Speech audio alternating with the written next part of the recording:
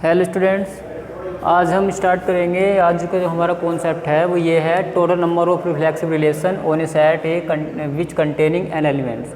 Set के अंदर जितने भी एलिमेंट हैं उसके आधार पर हम ये पता कैसे लगाएंगे कि कितने रिफ्लेक्सिव रिलेशन पॉसिबल हैं, यानी उसका फॉर्मूला हमें जनरेट करना है। यदि सेट के अंदर एन एलिमेंट है तो रिफ्लेक्सिव रिलेशन निकालने का फॉर्मूला क्या है उसको समझेंगे। देखिए, सबसे पहले हमने क्या किया, सेट लिया ए सेट क्या हमारे पास, उसमें एलिमेंट है n 1 2 3 इस तरह से। उसके लिए हमने कार्टेशियन प्रोडक्ट फाइंड किया मैट्रिक्स मेथड से।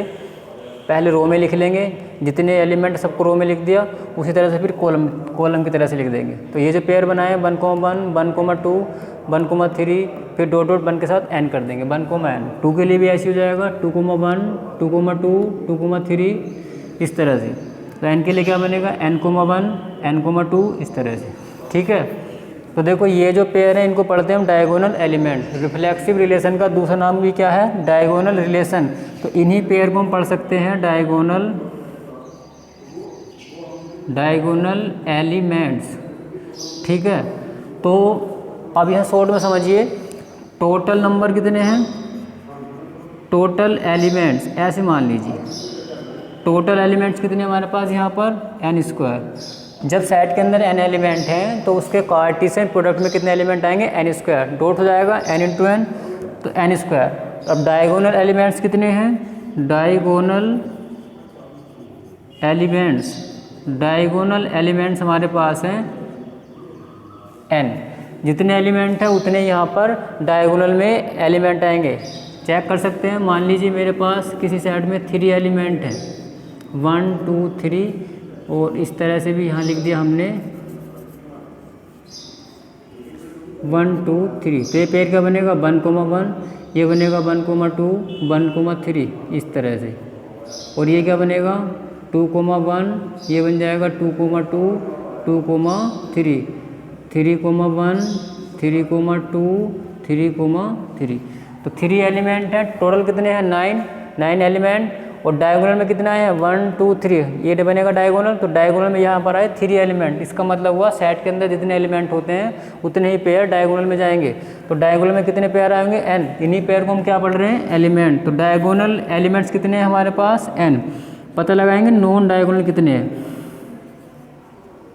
नॉन डायगोनल एलिमेंट्स जो डायगोनल में नहीं है। टोटल कितने थे n², डायगोनल में कितने हैं n, उनको माइनस कर देंगे। टोटल में से डायगोनल वाले माइनस कर दीजिए, टोटल है n², डायगोनल में है n, तो जो बचेंगे ये सब क्या आएंगे नॉन डायगोनल में। ठीक है, अब हमें पता करना है कि रिफ्लेक्सिव रिलेशन बनाने के लिए डायगोनल एलिमेंट्स का सिलेक्शन कितने तरह से कर सकते हैं। तो यहाँ पर लिखेंगे number of base for diagonal या ऑफ डायगोनल एलिमेंट्स।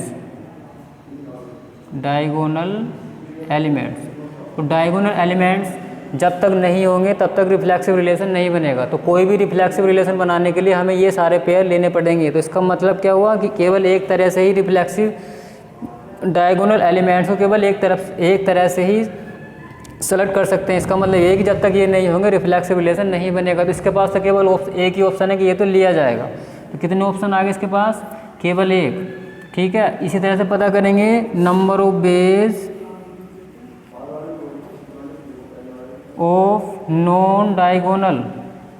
अब ये पता करेंगे नॉन डायगोनल एलिमेंट्स कितने तरह से सेलेक्ट किए जा सकते हैं। अब देखिए, रिफ्लेक्सिव बनाने के लिए केवल डायगोनल एलिमेंट्स का होना बहुत ज़रूरी है। नॉन डायगोनल का एलिमेंट क्या हमारे पास इस समय 1, 2, ये हो या ना हो कोई फ़र्क नहीं पड़ता, लेकिन डायगोनल वाले होने बहुत ज़रूरी हैं।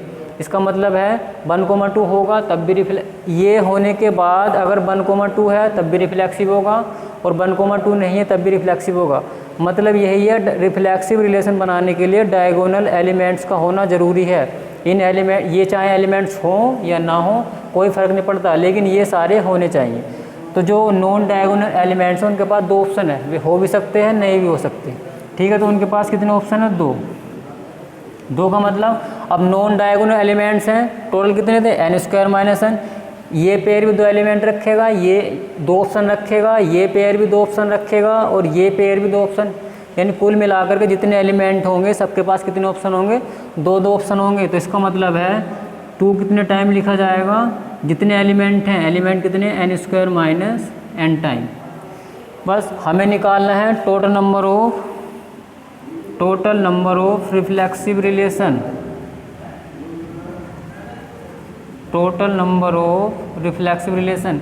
क्या करेंगे, परमुटेशन कॉम्बिनेशन का चैप्टर हमने पढ़ा हुआ था, यहाँ पर लगाएंगे प्रोडक्ट रूल, क्योंकि रिलेशन सबको कंबाइन करके बनाया जाएगा। तो प्रोडक्ट रूल की हेल्प से क्या करेंगे, डायगोनल के एलिमेंट्स का नंबर ऑफ बेस कितना है 1, और नॉन डायगोनल कितना था 2, कितने टाइम लिखा गया है n² माइनस n टाइम। तो क्या होगा, 2 की पावर ये बन जाएगा n² माइनस n, और जब मल्टीप्लाई करेंगे तो आंसर आएगा to the power n² minus n। तो ये इसका फॉर्मूला है कि जब भी हम रिफ्लेक्सिव रिलेशन बनाएंगे तो किसी भी सेट के ऊपर ये पता कर सकते हैं कितने रिफ्लेक्सिव बनेंगे। फॉर्मूला क्या आएगा, to the power n² minus n।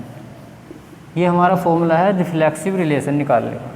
ठीक है, उसके बाद अब देखेंगे नंबर ऑफ सिमेट्रिक रिलेशन। अब नेक्स्ट टॉपिक है हमारा सिमेट्रिक रिलेशन का पता कैसे करेंगे, सिमेट्रिक रिलेशन उसी तरह समझ लेंगे। सिमेट्रिक में क्या होगा, मान लीजिए कोई सेट है जिसमें n एलिमेंट है, फिर वही मेथड कार्टेशियन प्रोडक्ट बनाया और पता कर लिया टोटल एलिमेंट कितने n², डायगोनल एलिमेंट्स कितने n, और नॉन डायगोनल कितने आएंगे n² माइनस n। अब बस यहाँ पर चेंज होगा, थोड़ा चेंज क्या करना है, अब हमें ये पता करना है कि अगर मैं सिमेट्रिक रिलेशन बनाना है मुझे, तो उसके लिए सबसे पहले सर्च करेंगे number of base of diagonal elements, कि डायगोनल एलिमेंट्स लेने सिमेट्रिक रिलेशन बनाने के लिए कितने तरह से लिए जा सकते हैं। तो देखो, जब हम सिमेट्रिक रिलेशन बनाएंगे तो 1 का अपोजिट तो 1 ही होता है। ठीक है, तो इन डायगोनल एलिमेंट्स के पास 2 ऑप्शन है। क्यों, 1,1 लेंगे तब भी सिमेट्रिक है, और 1,1 नहीं लेंगे तो तब भी सवाल पर कोई फ़र्क नहीं पड़ेगा, क्योंकि जिस पेयर को हम लेते हैं उसका सिर्फ अपोजिट होना बहुत ज़रूरी है। तो जब हम 1,1 को लेंगे तो इसका अपोजिट भी क्या होगा 1,1, और जब 1,1 को नहीं लेंगे तो फिर उसका अपोजिट सवाल में ढूंढना ही नहीं पड़ेगा। ठीक है, तो इसका मतलब यही है कि डायगोनल एलिमेंट्स के पास कितने ऑप्शन हैं, 2 ऑप्शन है। तो यहाँ पर लिख सकते हैं डायगोनल एलिमेंट्स के पास है नंबर ऑफ बेस 2। एक पेयर कितने ऑप्शन रखता है अपने पास, 2 ऑप्शन रखेगा कि ले सकते हैं और नहीं भी ले सकते। और डायगोनल एलिमेंट्स कितने हैं n, इसका मतलब हुआ 2 कितने टाइम लिखा जाएगा, n टाइम लिखा जाएगा। ठीक है, इसको लिख दिया हमने n टाइम, क्या बना टू दी पावर n। उसके बाद चेक करेंगे number of base of non diagonal elements. Symmetric relation बनाने के लिए नॉन डायगोनल एलिमेंट्स को कितने तरह से ले सकते हैं। देखो, सिमेट्रिक बनाने के लिए अगर हमने रिलेशन में 1,2 रख दिया तो फिर उसके लिए क्या होना ज़रूरी है, इसका अपोजिट 2,1। इसको लेंगे तो ये ज़रूरी होना है। 1,3 लिया है तो फिर 3,1 होना बहुत ज़रूरी होगा। 1,n लिया है तो उसके लिए n,1 होना बहुत ज़रूरी है। कहने का मतलब ये है कि जो डायगोनल से ऊपर के पेयर अगर हमने लिए हैं तो नीचे के तो ऑटोमेटिक लेने पड़ेंगे, क्योंकि डायगोनल के ऊपर के जो पेयर हैं उनके नीचे उनके रेसिप्रोकल रखें। या फिर इसको ऐसे कह सकते हैं, जो डायगोनल के नीचे रखे हैं पेयर उनके ऊपर क्या है, डायगोनल के ऊपर उसके अपोजिट रखे हैं। तो सिमेट्रिक रिलेशन बनाने के लिए अगर 1,3 लिया है तो बनाना है सिमेट्रिक रिलेशन तो 3,1 तो लेना ही पड़ेगा।